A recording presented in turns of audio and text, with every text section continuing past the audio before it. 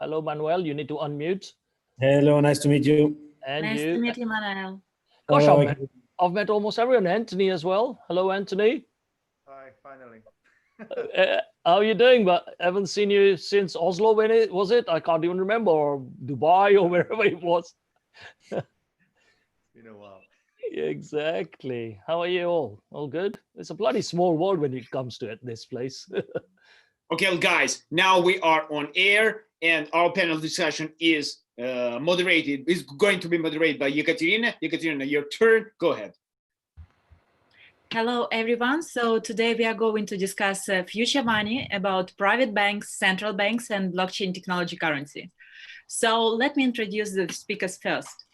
Here we have experts who have been really for a long time in the field. They are Mrup Patel. He is co-founder of Better Exchange and also chairman of Let's Beat Coronavirus. I'm really sorry, it's quite new organization. So No Anthony Lay, with over 20 years experience in investment banking and also fund management of centralized finance. And also Manuel Batista, who is actually involved in Amethyst Asia Fund family office with also great experience in blockchain in different fields. And me, Ekaterina Volkova, co-founder of Rio DeFi, a blockchain technology company that basically is a bridging traditional and decentralized finance. So let's start. First of all, now we see that DeFi is changing the landscape of traditional finance, and lots of companies are looking at decentralized finance as something new and that something that they would like to implement in itself, but also private banks and central banks are also doing the same. So first of all, I would like to ask you, what do you think about DeFi? Could it displace traditional financial ecosystem like private banks, centralized platforms, as well as lending platforms and centralized exchanges? What is your opinion, Mrup? Okay, so thank you for Digital Week Online. My view is it's not new. So if you take it back to traditional days, people were doing peer-to-peer lending. If you wanted some money, you went to your father, mother, brother, sister, uncle, whoever, and you were doing peer-to-peer lending. Only it was not called DeFi, okay? So it was generally done through a piece of paper or no paper. So it was basically based on one key thing, which is trust, okay? Roll it forward now, and we are now into blockchain and internet. So my background is from Java and Sun Microsystems when it all happened. Even in those days when we were talking about Java and internet in the 90s, I remember having a argument with Steve Ballmer with his .NET saying, you know, it has to be anytime, any place, network is the computer and all these things, meaning give the power to the people and let them decide what to do, how to buy, and buy. In those days, we used to call it C2C, okay? Roll it forward, it's now blockchain and DeFi, okay? Decentralized finance is already happening. People are doing peer-to-peer lending only now with legal ways. So your question about will it replace private banking? My view is it's got to a point where trust has already been established, okay? So now people are used to buying things off the internet. People are used to shopping without even seeing who the retailer is or anything like that. So there's an element of trust being built, and there's lots of security and trusted authorities with legal legislation in place. So what DeFi, in my view, is going to do in the next 5 years is it won't displace private banking, but what will happen is the private banks and the clients more specifically will try to beat up the private banking organizations. And I'll give you a classic where, you know, Jamie Dimon, you know, dare I say it, 3 years ago when he crashed, or 2.5 years ago, where he crashed the market. I mean, as a big private banking organization, they were out there scared. So all the private banks are scared like anything. So he crashed it, but they were buying it and they were preparing their own platform in the background. Lo and behold, look at what they are doing now. They are doing exactly the same thing. So I don't think it will replace it, but it will work somehow in tandem. But there will come a time in not the distant future where the majority of the lion's share will be into new ways of doing DeFi based solutions. I hope that gives you a good high Thank you level. so much. I also would like to ask Anthony, because he's from traditional financial world, and basically he spent there more than 20 years. So maybe he has another opinion, because I think he's also talking to these guys from private banks, and maybe he would tell that no, DeFi actually doesn't have that much trust, and it's not coming to action quite soon. Oh, yes, from a traditional banking point of view, I think, yes, that we still need commercial banks, we still need private banks, and they're serving their purposes. And now that what I'm seeing in the DeFi space, there are more and more credible organizations that are coming up. They're still centralized, but slowly, eventually, they will become more decentralized. And now with Bitcoin is decentralized in the true sense of it, and people get they trust. They're now, even though they're not using Bitcoin as transaction, but um, many more people have come onto the cryptocurrency space, and they want to have an action in this, right? So it may not be Bitcoin in the future that will power this decentralized finance, but it could be some other cryptocurrencies. It could be something that we don't know yet. Maybe it's not been introduced to the market yet. But I think there are definitely, like what Muru was saying, that the people are getting more, they're trusting some of these organizations that have come up, and the trust has been built.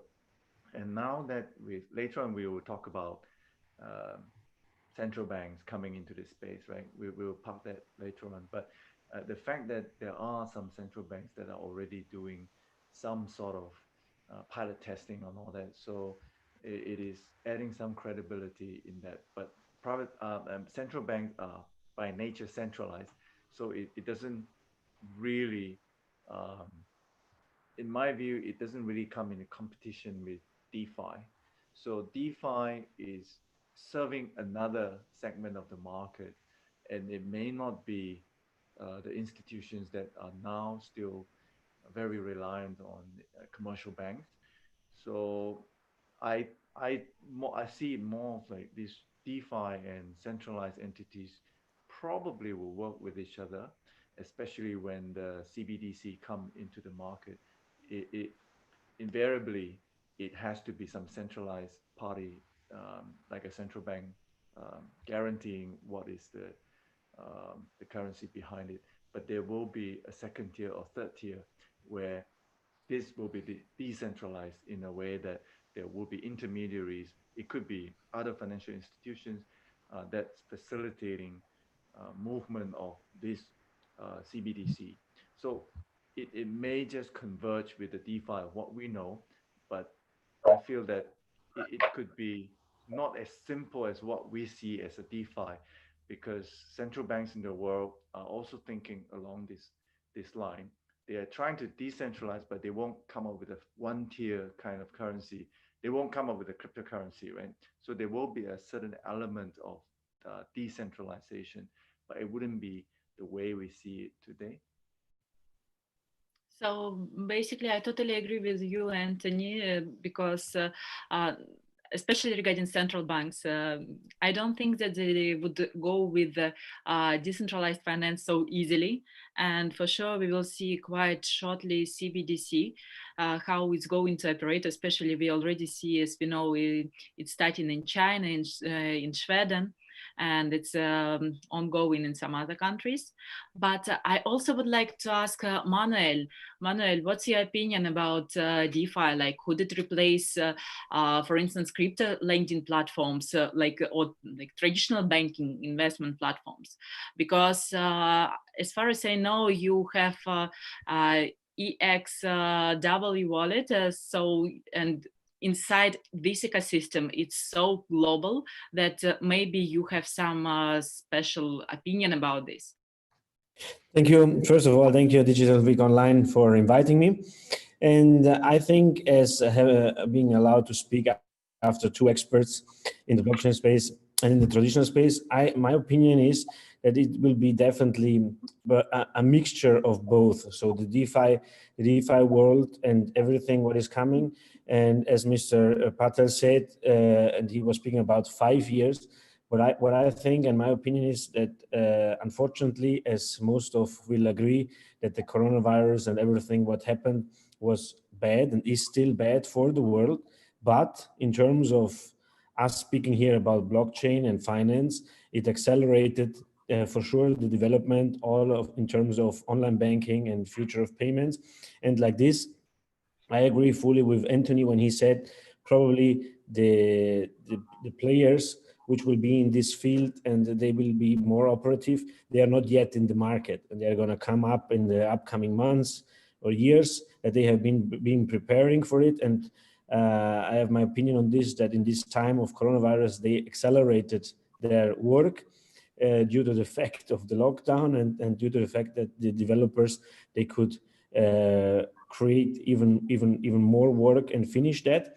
So I think it will be a mixture between traditional and DeFi, but the adaptation of DeFi will be huge and will become more and more in the upcoming years.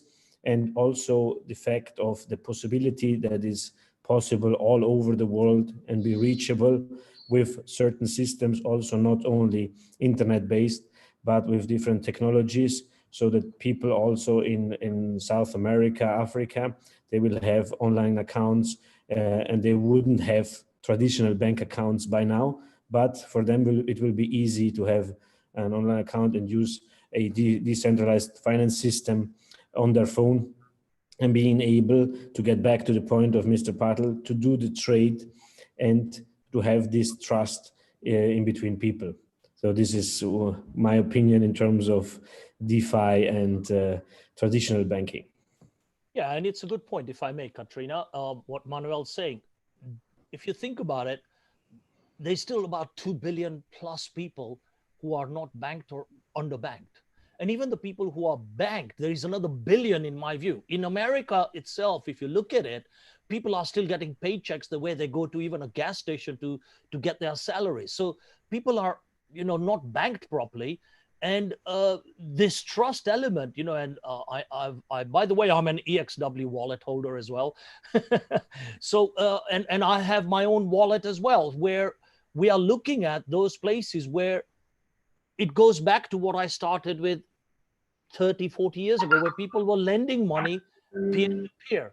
So with these wallets, people will be able to do it so easily because they'll know who the other person is. And if they know there's a smart contract behind it with some collateral, be it their crypto asset, which is marginalized or leveraged or something to loan someone money, why not? Cut the solicitors, cut the bloody banks. Sorry. I mean, even 3.5 years ago, with Tim Draper and people like that, we were having debates to say in 5 years, you will see 50% of at least the retail high street banks disappear. It's already happening. If you look at what Manuel was saying as well with the coronavirus, now people are absolutely confident that they need online banking. It's made them do online banking, so people have learned this skill. So it's not only just the millennials. So it's going to happen. It's just a matter of time. The intelligent all-in-one smart wallets will rule, and people will do peer-to-peer loans. I totally I agree. also want to ask everyone, right? How about the cryptocurrency exchanges now? They are all centralized. And we've been talking about decentralized exchanges and all that.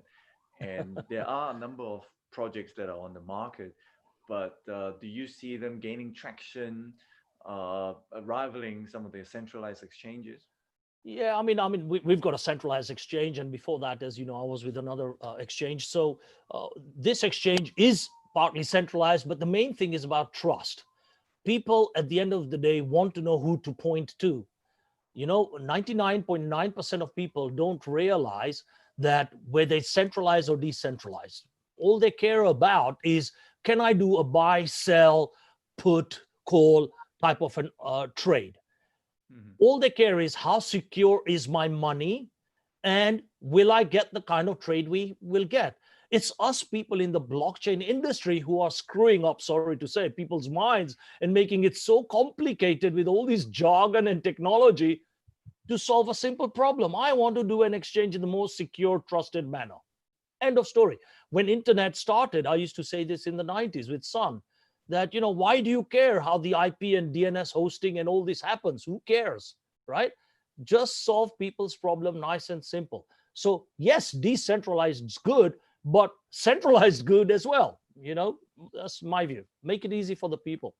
But do you think that new millennials, they would go more for decentralized exchanges because it would be something, let's say, modern, promoted or something? Because as we see, lots of people are going into blockchain space, not only because it's so unique, but because it's kind of a new fashion as well. Yeah, I think the people who will go, even in the millennial space, not everybody is blockchain savvy, all right? So let's be honest. So the people who are blockchain savvy, yes, they might get anal about, mine is centralized, mine is not centralized, mine's based on a stable coin, mine's on a utility coin, mine is this, mine is that. So, if you get down to reality, when money first started by bartering, and then gold or minerals, and then paper money, and then paper money got normalized, we are just going through that phase. That's all. So as long as they know that I'm giving you this $1, €1, £1, whatever it is valued at €1, $1, that's all they care about. Totally agree. Yeah. Yeah. And as Anthony mentioned, also he started to talk about central banks and how they would react. So I would like to ask you, because you've been so much involved in all these government talks about fintech. I know your experience, it's quite broad. So what do you think about central banks? Would they go with the new digital currency like CBDC, or I don't know, synthetic CBDC? What do you think? Bro. Who you asking? I would like to Okay, ask all of you, but I would like to start Mru first, because he has been like, I remember our talks in Malta, blockchain Oh, summit, yes. and yeah, he was so much involved in this government stuff and fintech. So I really curious to hear his ideas about that. Yeah, well, if you remember, it made the Malta Times headline the next day. True. So basically, a lot of governments, in my view, are scared. They're scared for two reasons. They are going to lose control, okay? And they are also scared that now, the treasury, the central banking, and all this system is not something that is, in some places, I don't want to be someone to do all this rumor mongering, but how the treasury is handled, and who's behind it, and who controls the money and the printing of money, and whether it's up or down against other currencies. So all this is controlled via certain bodies. And what we are doing in the blockchain crypto space is taking it all out in a decentralized way.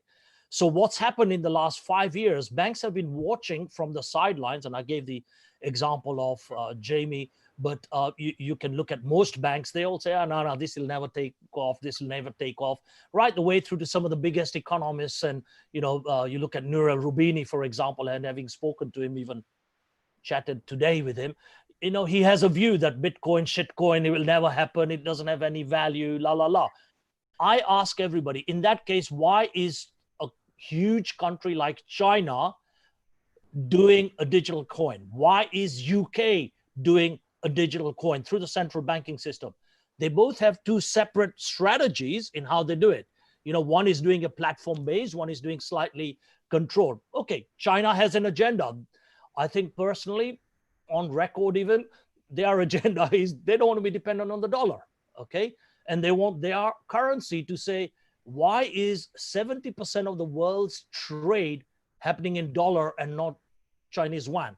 So this is their way to start stage one, because they can do all those arguments. It's no control. We are digital. We are instant. No cost. No SWIFT. No SEPA. None of this banking types of costs. So the yuan, the GBP, and all these people are doing it. So yes, it will happen. It's only which model works out best will come out over the next couple of years, my view. And Hello, Rico. Anthony, what do you think? Because you are mostly like representing Asian side, so maybe you have any other ideas about that? I mean, we go back to the China CBDC, right? So China now, of course, China has an agenda. One is to mainly to move a lot of the trades into renminbi. The internationalization of renminbi started in the early 2000, right? So now, basically, most of the ASEAN countries can clear renminbi. You've seen all those dim sum bonds and all that. Those are initiatives that PBOC have been coming up with different ways of trying to get more people to use renminbi offshore, right? And with the Belt and Road Initiative, BRI, and even more attractive now, if, for example, because now they're coming up with the current model is a two-tier system, right?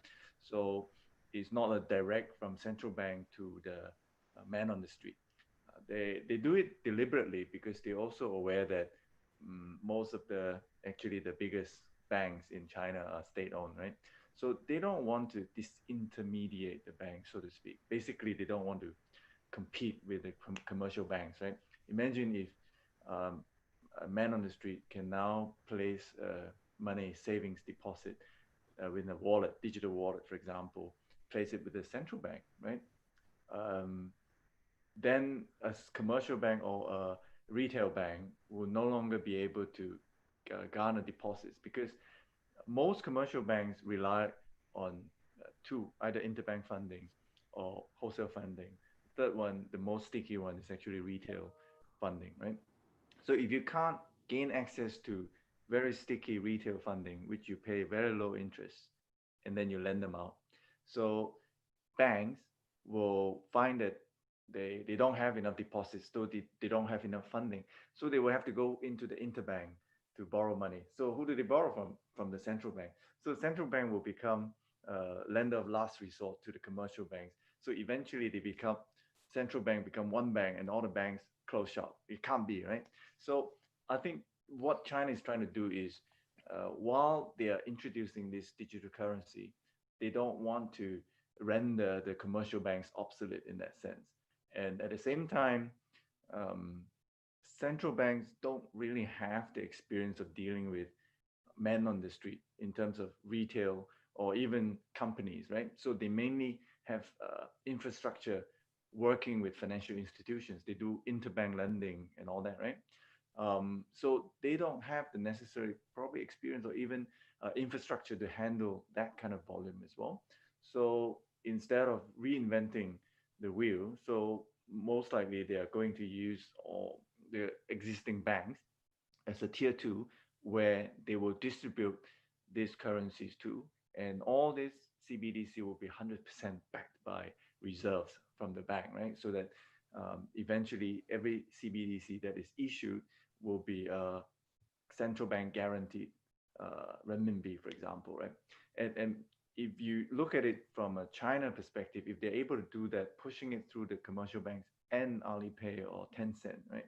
So the adoption rate will be much faster, and because people are already familiar with Alipay, WeChat, and all that, right? So once that is gathering traction, the next phase, I believe they will move that into the trading partners along the BRI, the Belt and Road, Central Asia, for example. a lot of these countries will be selling commodities to China. And China, of course, will be selling some of their products to these Central Asian countries, eventually European countries.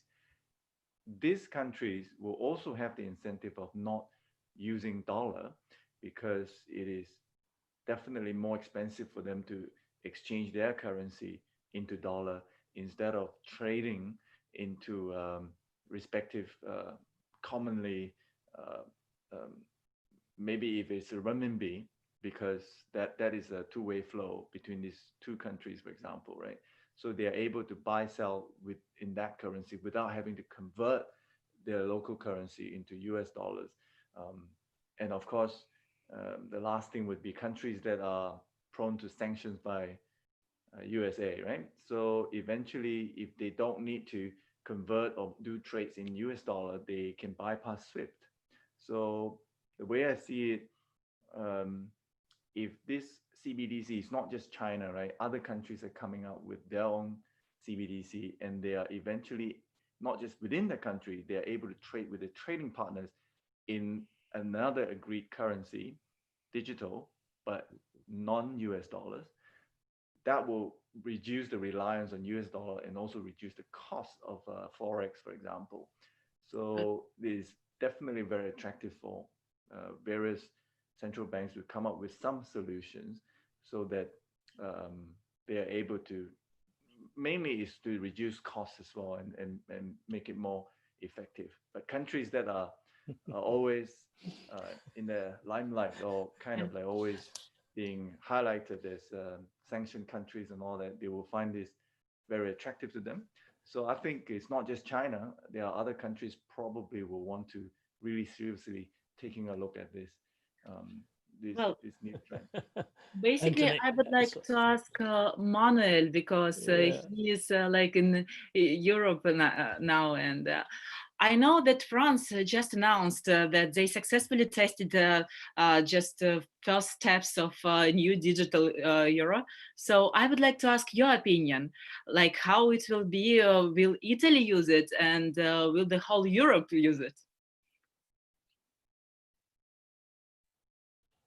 Manuel, You're on we mute. don't hear you. As I'm Italian, so let's see if Italy is going to use it. The factor will be a bit different in terms of technology and if the country is ready for such improvement or not. But hopefully, because in my opinion, there will be in the next decades there will be lots of retail CBDC is created, and there is always I think you can speak about four major reasons why they would be. And as Anthony said, there's like this huge fact that lots of countries, they want to get away from the fact that it's all dollar based. And so to get this, and also to have as the different reason like cross-border payments, the digital identity, their own financial inclusion and financial stability and consumer protection in terms of this. And many countries strive for that so that they don't depend on the dollar, so that and with the possibility now of a CBDC, they will be able to literally be part of the game and get into this and not having that base. And as I like China very much because I was a former professional badminton athlete, so I was very often in China, and I agree with Anthony and also with something what we said before about DeFi. There is lots of systems existing already. There is Alipay, there is WeChat, and everything is like is in that direction. It will just be more, it will be more regulated, it will be more controlled. But the way to go, it will be that also governments, they need to get into this, and they will get into this. And not to be repetitive, but coronavirus showed it, and also coronavirus showed it. There is so many everywhere things that nobody would have expected 2 months ago, that you go to a store and you say we don't accept cash, but not because we want to be digital, but because it could have the virus. So but in terms of blockchain and in terms of a CBDC, it is necessary. And from different sources, there's more than 60 countries already working on this.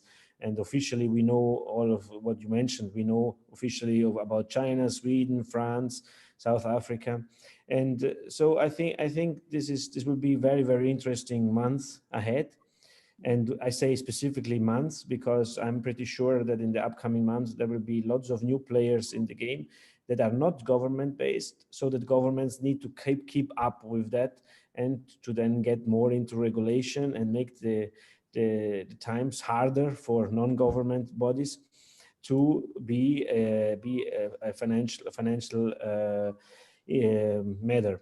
So this is I think where we are headed, and in my opinion, and I always think that it should never be like very drastic, like in one direction or in another direction. It is for sure going to be a mixture in the world, and I think this is also more healthy for everyone and for the world, that there will be the ones that stick to the old, and there will be the new, but there will be a dive into and a speed up. So a very speed up. This is I really emphasize on the fact that I think it's insane, positively insane, that how fast things are moving, how fast we are getting into this, and how fast now from all of the last 10 years, which took 10 years, I think now we speak about few months. I totally agree here. The Katrina, things could are I really moving fast, so the time, I guess, is running. I'm really sorry. just very quickly? I know we are going to talk about synthetic as well, but personally, I think there will be no one currency or one bank saying this is how it will happen. If you look at even some of the examples we talked about, being Alipay or whoever in China or in various other parts of the world, you don't need a central banking currency. You just tap with your QR code and away you go. Who cares what is being paid by?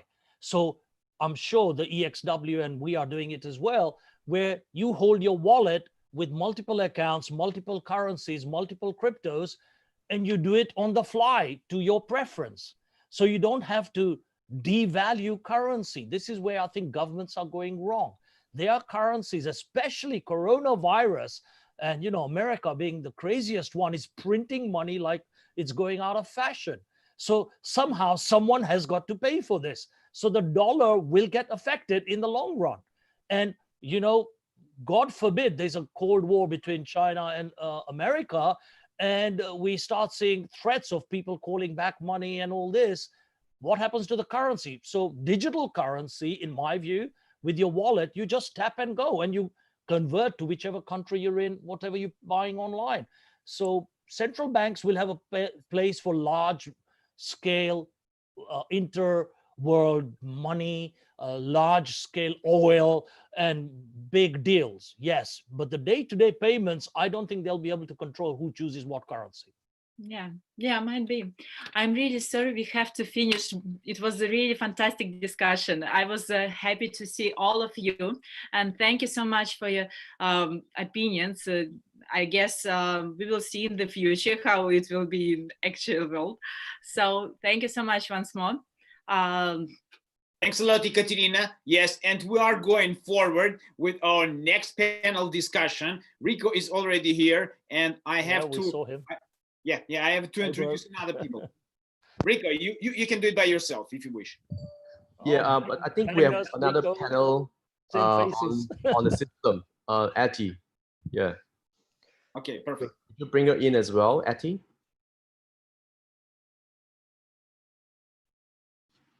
No, Atty is not here. She's in the website. She's logging using the website, the panel. Maybe yes. Could you please share this with her if you can, or I can go it directly. Okay, cool. I will do that. Just give me a sec. Yeah, please.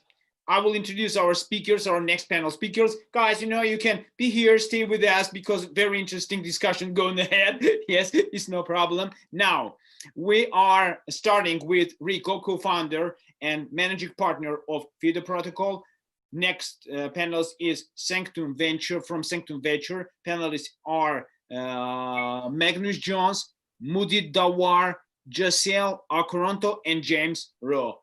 I want to be sure that all the names, their surnames, I say correctly. And now, Rico, the word goes to your side.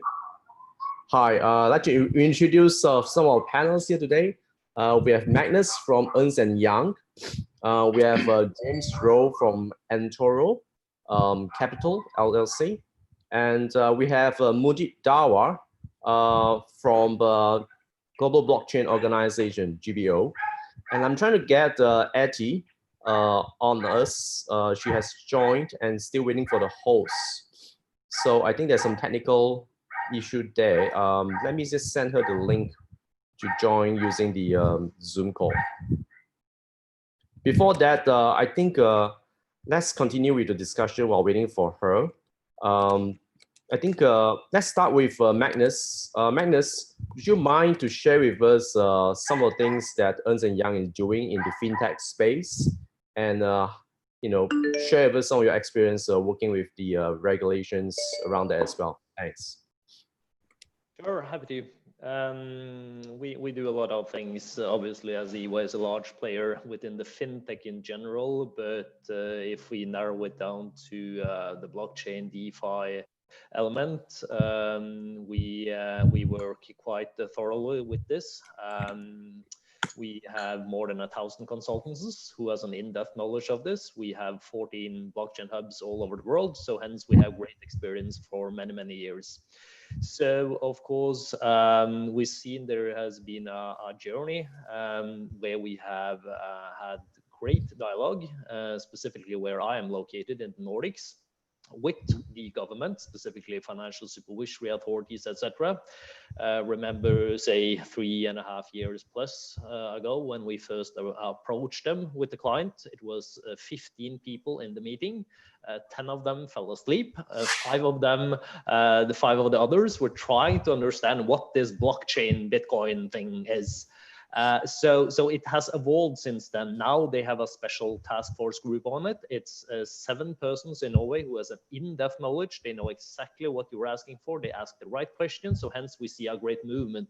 So yes, there has definitely been great clarity towards this in the last couple of years, but that's down to the fact that we and lots of other stakeholders has invested a lot of time on education towards them, because this is not something that you can expect authorities to have a good overview of out of the blue. It's too many call it shit coins out there to have a full overview, that you cannot demand and request that authorities actually will have an overview, but it's definitely going in the right direction, talking of blockchain cryptos in general, I would say. So we see positive movement towards this. When you go into the DeFi area, that's too young at the moment. So authorities, they have a overview of what's moving, but they don't have the necessary resources to look into it. They have to focus on the ordinary crypto market.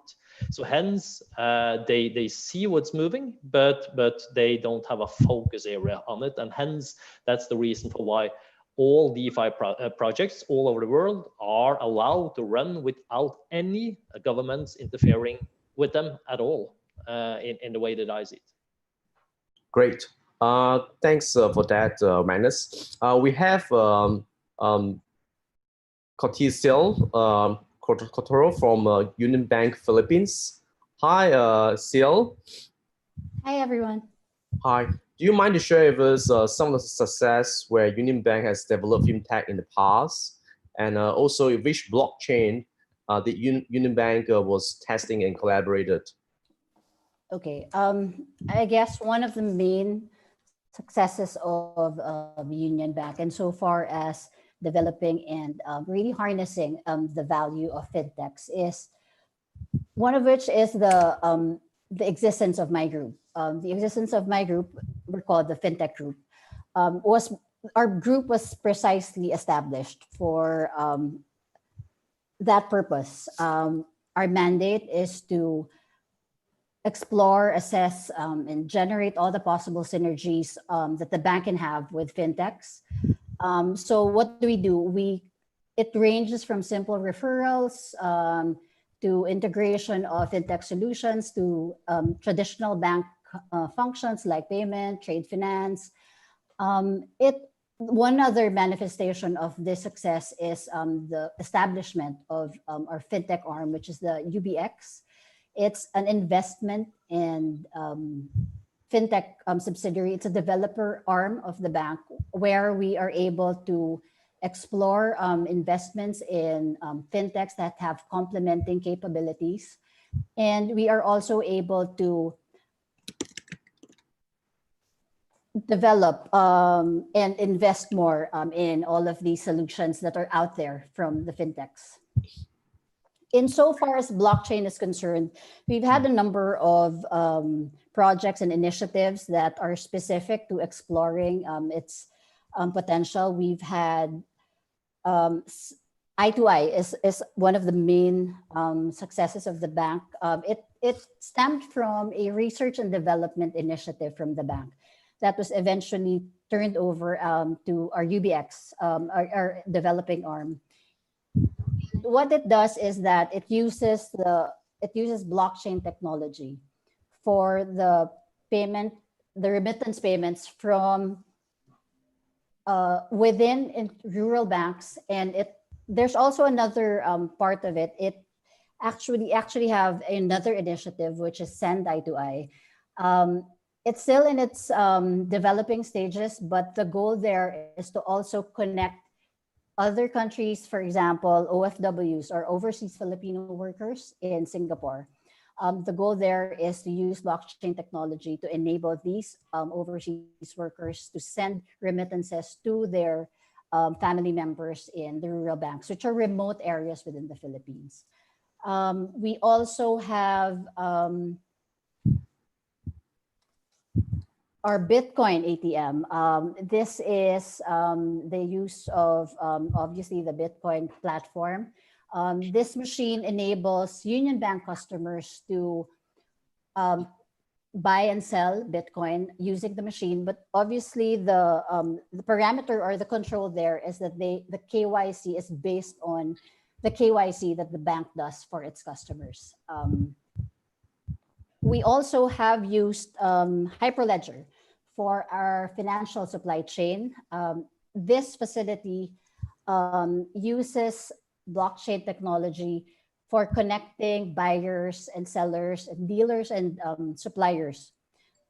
That it enables them to do their sales transactions and even provides financing options to both dealers and suppliers using only one facility. So it's a consolidation of dealer and supplier financing. Great. So since you guys, your bank has implemented all these systems using a blockchain and fintech, were there any challenges that your bank was facing in terms of the regulations around Bitcoin ATMs and using all these solutions?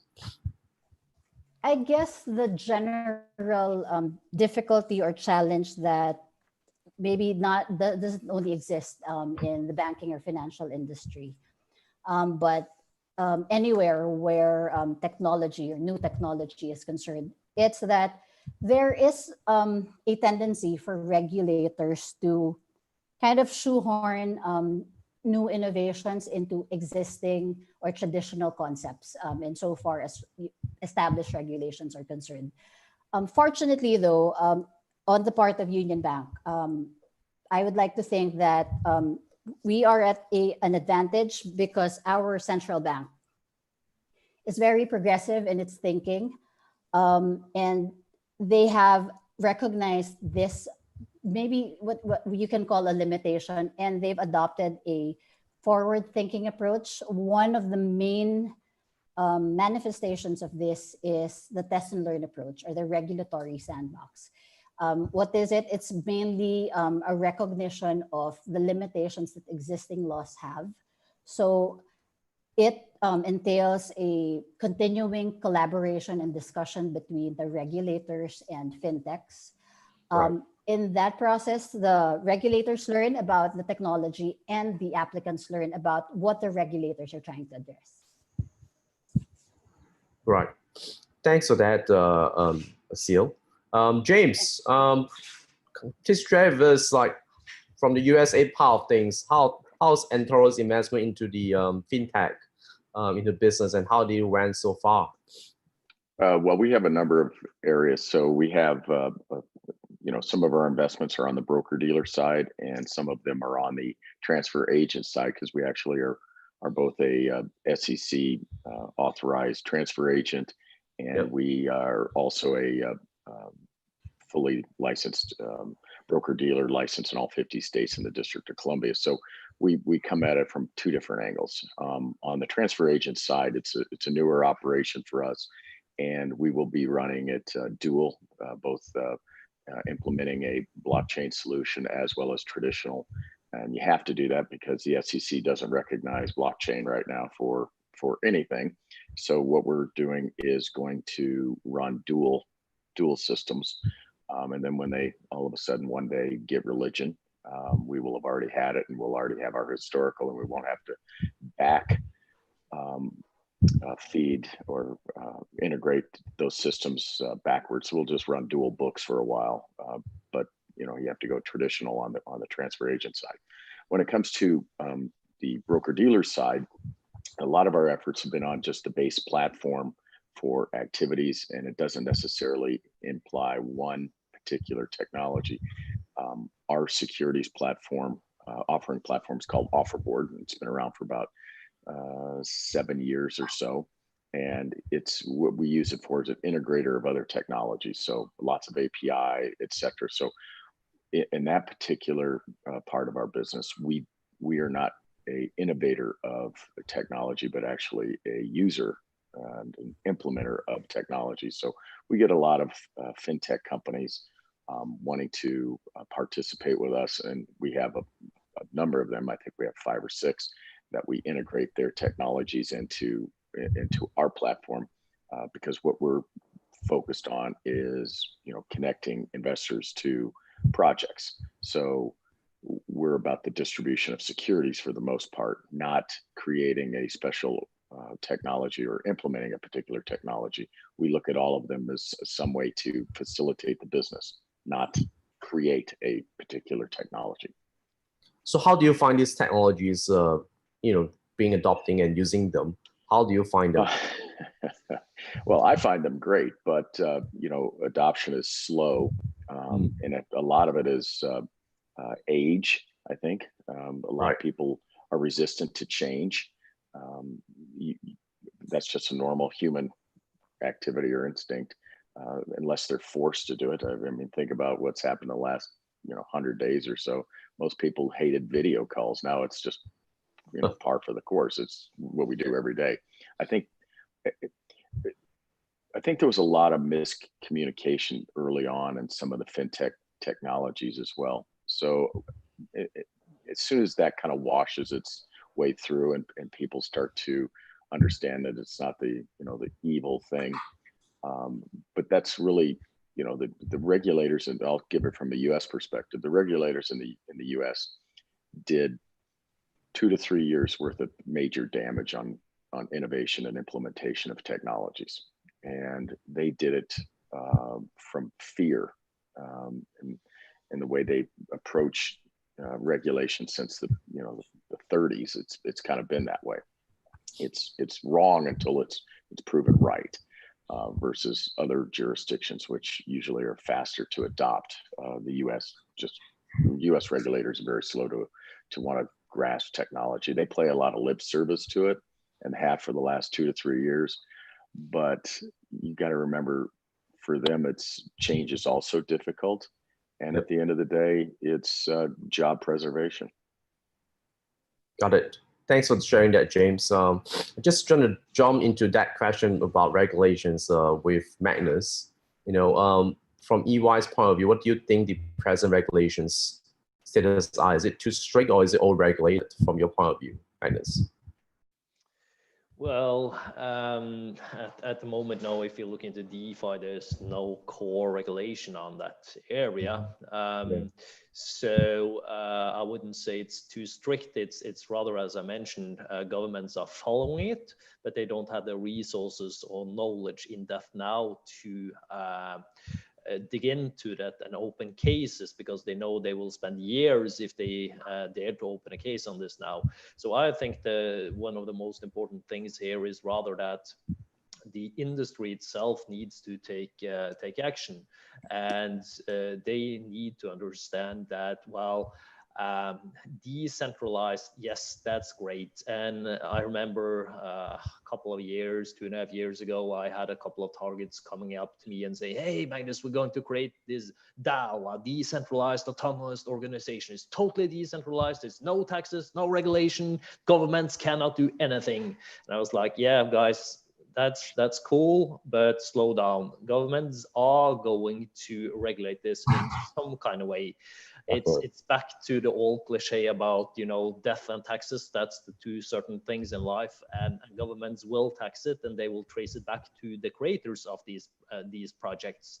So I think it's more important that rather that we sort of focus that much on waiting for governments to come up with a regulation, which will take years just down to the normal procedures of putting an act into place or having a regulation. I think we need more clarity, more guidance, and then they need more education. So the whole industry needs to take that into consideration and don't pretend that this is just some kind of a magic financial system that will revolutionize everything and there will be no taxes.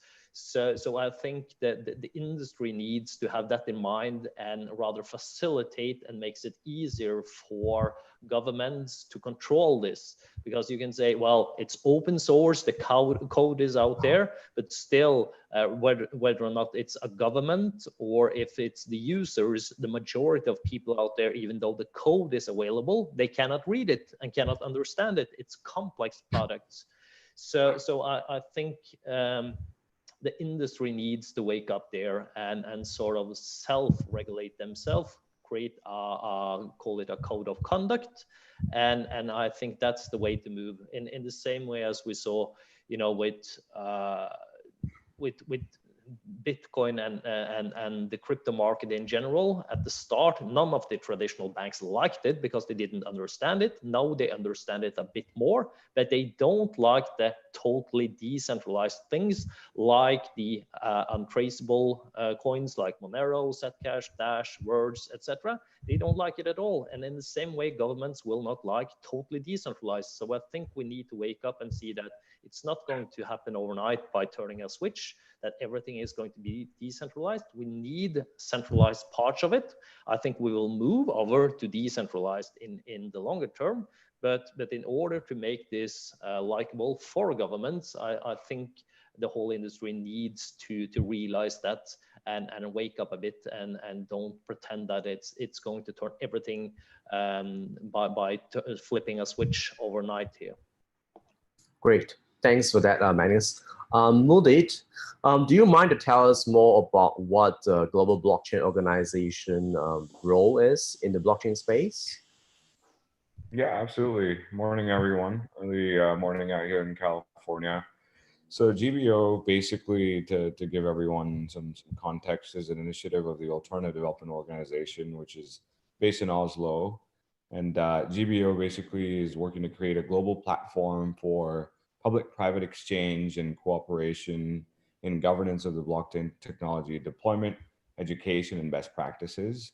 We're a nonprofit organization that brings together governments, policymakers, regulators, corporations, blockchain industry experts, and academic and research entities under the new model of blockchain diplomacy to bring out socio-economic empowerment. So 3 tracks: governance, best practices, and education.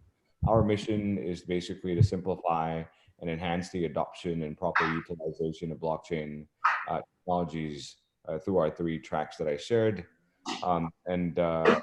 Exactly what Magnus sort of alluded to, where we work with especially policymakers to bring them up to speed, and it's a gradual process. So that's sort of where we stand in our working to create our position in the blockchain space.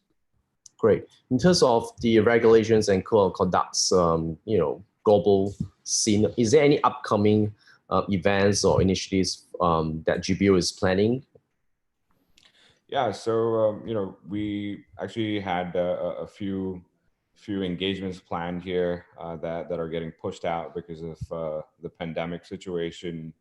However, within this year, depending on how the recovery works out within Q3, Q4, we are planning to have a closed door roundtable convening a handful of central bank and additional regulatory body representatives from across the world to discuss sovereign bank digital currencies, as well as a second roundtable that will convene state and local governments, again, from across the world that have been at the forefront of deploying blockchain technologies within various sectors, of course, within their respected domiciles and geographies.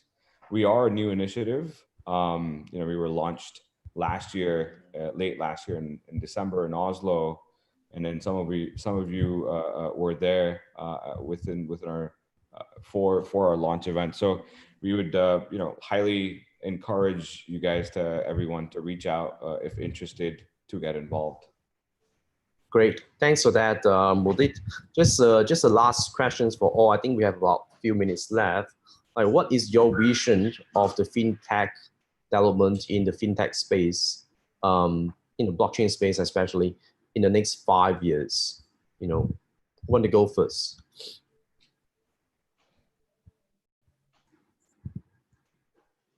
Magnus, maybe you should go first. Well, it's hard to predict the future, and specifically within the times we are within now. But as it has been mentioned previously on this event, I think due to the COVID situation, things will move swifter.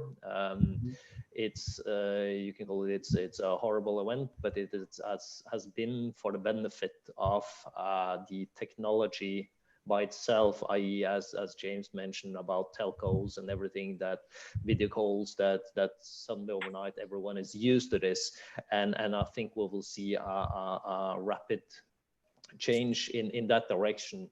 However, I'm not totally convinced that DeFi products will be accepted for that reason by governments by nature, i.e. because at the moment you can dig into whatever conflicts of laws books you can open, and you will not find any specific topic regarding decentralized organizations or products. And hence that's the challenge for governments, because they, as mentioned, there's lots of legal aspects towards this about IP rights and other stuff, but mainly the taxes is the most important things for governments, at least in the days that we live today. So I think it's hard to predict. I think if venture cap and the larger investors are going to use this more widely, because at the moment we're like saying between 700 and 800 million US dollars within the DeFi space in general, and that's not much at all. But if that managed to evolve a bit more, we will see, what do we have in the world today? 45, 50 million wallets in general. That's basically nothing if you compare it to the ordinary financial system. So I think it all depends on these factors, whether or not how we will see the fast movement or not. So I don't think I will make a prediction towards a 5-year perspective of where we will be, but I think we're moving in the right direction now, and I think things will happen much swifter than we could anticipate before just a year ago. So I think within 5 years a lot will have developed within the system, but as mentioned, it's given that also all the stakeholders in here are realistic towards what kind of products they're offering, and not just trying to pretend that, well, this is something that you cannot regulate and trying to run away with it. We have to comply with the ordinary system in order to move in a direction where we will see at one time we will come to a decentralized point. So that's my prediction. Thanks, Magnus. What about you, Josil? Yeah. Maybe in the near future, well, at least to start off, there must be a recognition that regulations really always tend to just catch up with technology or activities within the economy. But you start with that recognition, and with that recognition, you also realize that the government has to have a progressive and collaborative approach towards regulation. So with this, it has to be a whole of government approach. It can't be just one regulator always more advanced than the others. So it has to be a whole of government approach, so that you also eliminate a defragmented approach towards new technologies or existing technology like blockchain. Only with that can you have a more, I don't know, consistent in a faster approach in developing new regulation to address the existing risks that comes with new technology, but also obviously making it easier for fintechs and other institutions that want to adopt fintech solutions, to make it easier for them to actually do business using these new technologies. Thanks, Seal. Hey, James, what do you think about that? Well, I agree with Magnus. It's hard to predict the future, but the thing that I think is most important in all of these technologies and efforts, regulatory, et cetera, is really boils down to something called standardization. And once you get standardization, if you look back in history, once you have standardized contracts, standardized activities, if you look at the ISDA agreement, swaps agreement, once they had swap agreement in place, everybody agreed to that language in those contracts, then the market explodes with activity. So to me, all of these efforts have to step back and kind of look and say, how do you create a standardization?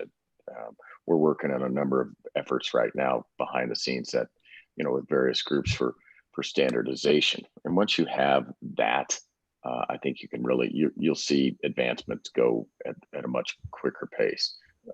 Regulatory, it's still going to be crawling.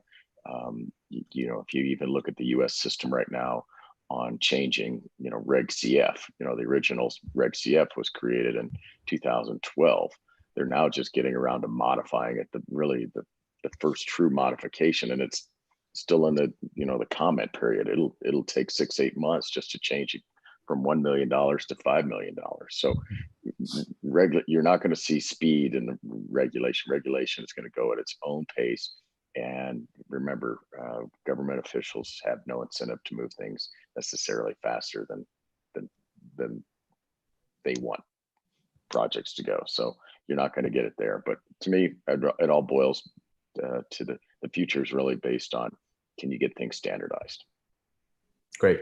Thanks. Yeah, just add to that I think it's extremely important for governments to create technology neutral laws, i.e. that we don't try to create one law like we did, or a regulation for ICOs, for example. By the time it took to get a proposal for that from the European Commission side, ICOs were dead and we had STOs, and the proposal wasn't going even to cover STOs then. So the world will always develop much faster than the regulation itself. So hence we need to pass the message to the lawmakers and governments that they cannot make technology specific laws. It has to be neutral, and they has to understand what the technology is, and i.e. rather give guidance and supervision, rather than, as you said, James, spend 6 to 8 to 12 to 18 months on updating some formality. It's much better to get core guidance, 2 A4 pages. This is how we interpret it from the financial supervisory authority, tax authorities, whatsoever. That's what the world needs, because it's evolving fast, and it's a cliche, but it will go faster and faster. That's for sure. Thanks, Magnus. And lastly, Mudit, what do you think of the fintech's future in the next 5 years? Yeah, I think I agree with all the panelists. Hard to predict the future. However, I think the coronavirus situation perhaps accelerates a lot of these developments. For example, the U.S. Office of the Comptroller of the Currency now has a new chief operating officer who was a chief legal officer at Coinbase before, and now there are suggestions to pass a payment charter which will allow for a federal regulation as compared to a state-by-state regulation, which should again accelerate the regulatory framework here in the U.S.